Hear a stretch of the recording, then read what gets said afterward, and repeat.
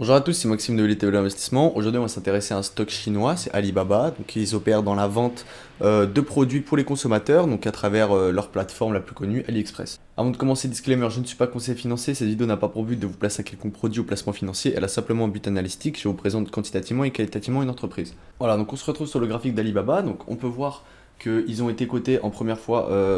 Ils sont rentrés en bourse en 2014 avec un prix qui est identique au prix d'aujourd'hui. On est sur 93, on est rentré à 92. Voilà, donc on est sur un prix identique à 2014, alors que potentiellement on a énormément beaucoup plus de croissance que à ce moment-là. On était sur des PE à peu près voilà, 45, 30, et aujourd'hui on est sur des PE à 20, donc on est pas mal décoté en soi si on regarderait juste de ce point de vue-là.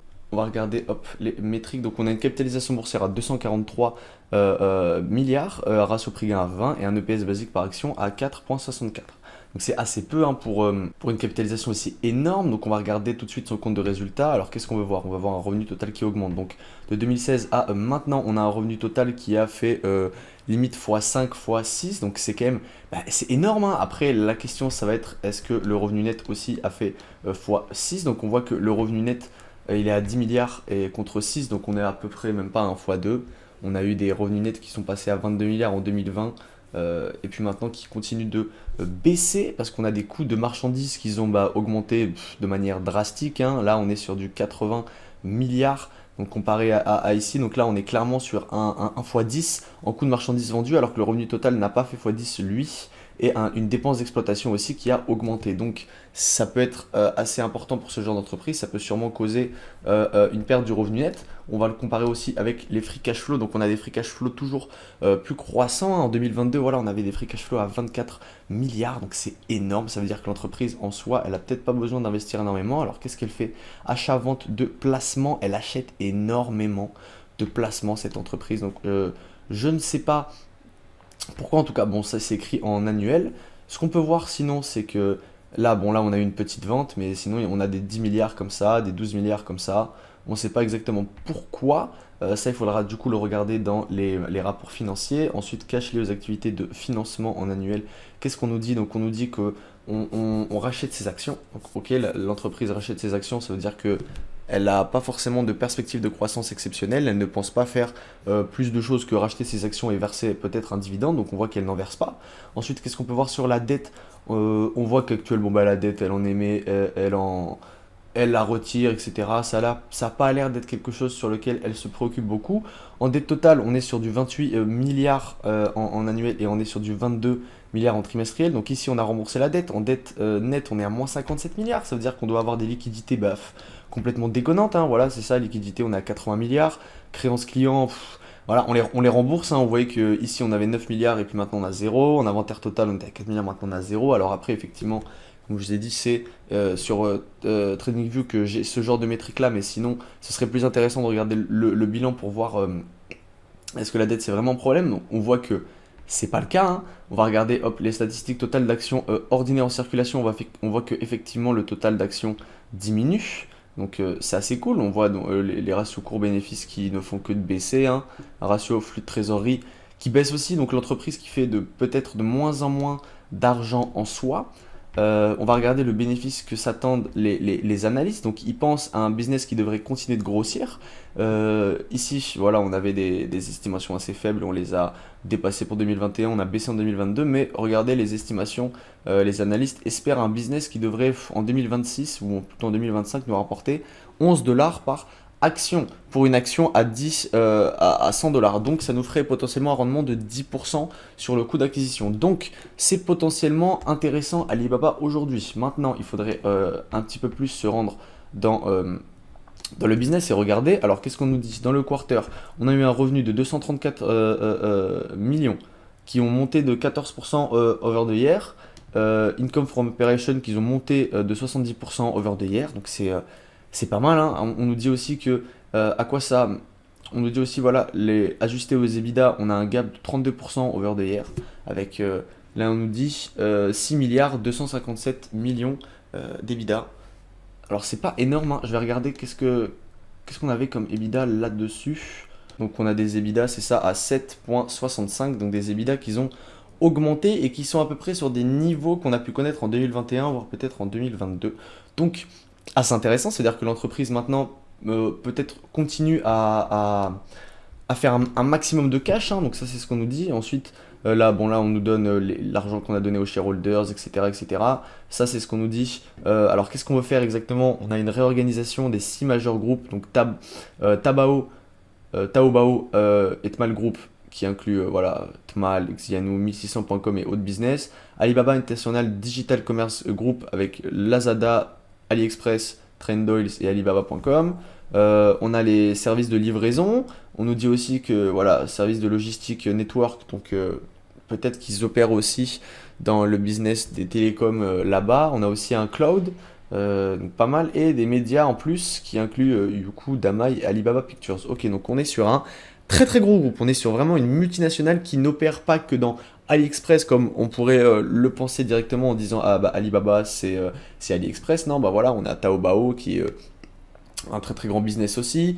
Là, on nous dit qu'on a des services pour la livraison de ses propres produits. On a aussi un cloud, un cloud, donc peut-être qu'on pourrait aussi potentiellement concurrencer Amazon, concurrencer Microsoft. Ensuite, il faut regarder surtout les parts de marché. Ça serait pas mal intéressant de savoir si est-ce que Alibaba a une potentiel de croissance dans ce domaine-là, étant donné qu'on voit que Amazon et Microsoft ont énormément de croissance dans le domaine du cloud. Alors peut-être que ça serait aussi le cas pour Alibaba. Alors ici, voilà, là on le regarde en change. Alors exactement, qu'est-ce qu'on fait? On voit qu'en 2023, Income from Operation, on a augmenté énormément. Operating Margin, elle a augmenté énormément. Et la marge sur EBITDA, elle a aussi augmenté. Qu'est-ce que ça veut dire? Ça veut dire que l'entreprise a réussi sûrement à augmenter ses marges. Alors ça, on va le regarder ici dans les statistiques. Alors qu'est-ce qu'on veut voir sur les marges brutes? On veut voir des marges brutes qui augmentent. Ok, donc on est sur des marges brutes assez stables et qu'ils ont repris leur cours à 38%, une marge nette à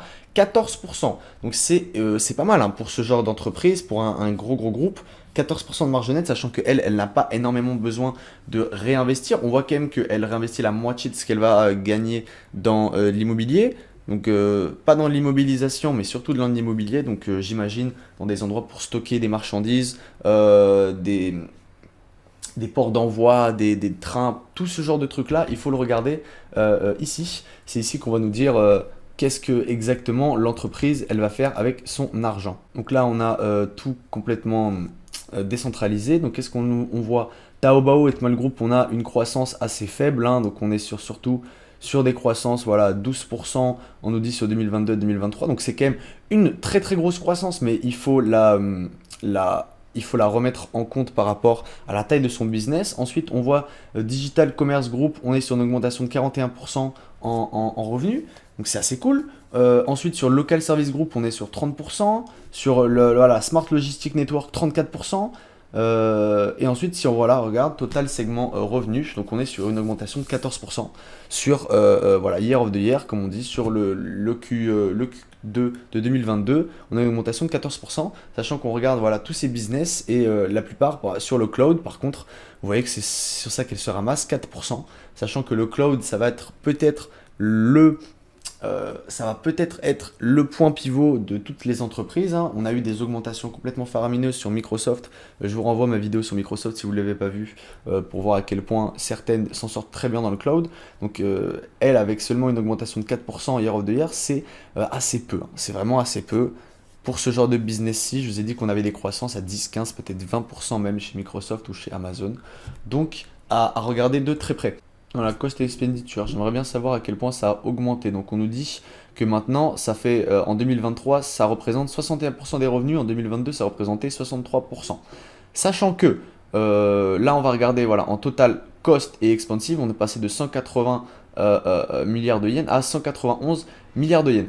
Ok, donc c'est assez intéressant, on est quand même sur une diminution de 6%. Pourquoi? Parce que le revenu il a augmenté de 14%, donc on est sur un voilà, total cost, une loose de 6% en soi sur le total cost. Donc évidemment c'est adjusted, comme on dit, au pourcentage de revenus. Donc c'est quand même assez bien, hein. Vous voyez aussi là, share based compensation, donc sur les shares, on est voilà, ici on a eu des pertes, on a eu des très grosses pertes, alors qu'ici on était surtout sur un paiement. Donc là on est sur une perte. Donc génial, l'entreprise peut-être continue à faire un maximum de bénéfices. Ici, on est sur une augmentation à 2%, donc de 173 à 193. Donc on est, là, ici, on est sur une perte de 2%, donc de 173 à 193 si on prend tout en compte avec l'amortissement du goodwill, le coût des revenus comme on l'a vu là-haut, et ensuite tout ce qui va être voilà, sell marketing expense. Donc on est sur un marketing qui augmente un petit peu, produit developable expense, ça baisse, c'est pas énorme, mais voilà, vous voyez que les sell et marketing, ça sera toujours une dépense qui sera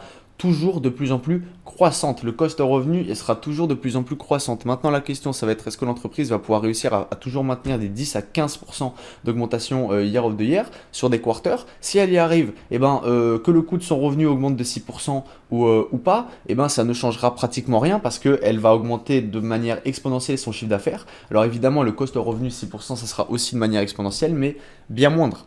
Bien moindre. En bilan, à l'heure d'aujourd'hui, Alibaba est potentiellement bien évalué et voire on pourrait obtenir un rendement d'à peu près 10% par an à l'heure d'aujourd'hui si vous achetez du Alibaba.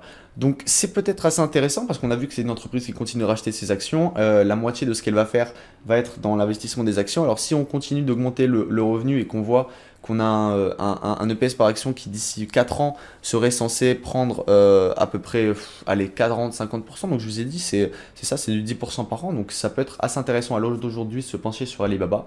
Donc je vous conseille de regarder ces rapports financiers en détail. Si mes vidéos vous intéressent, n'hésitez pas à mettre un like et à vous abonner. Et moi je vous dis à bientôt.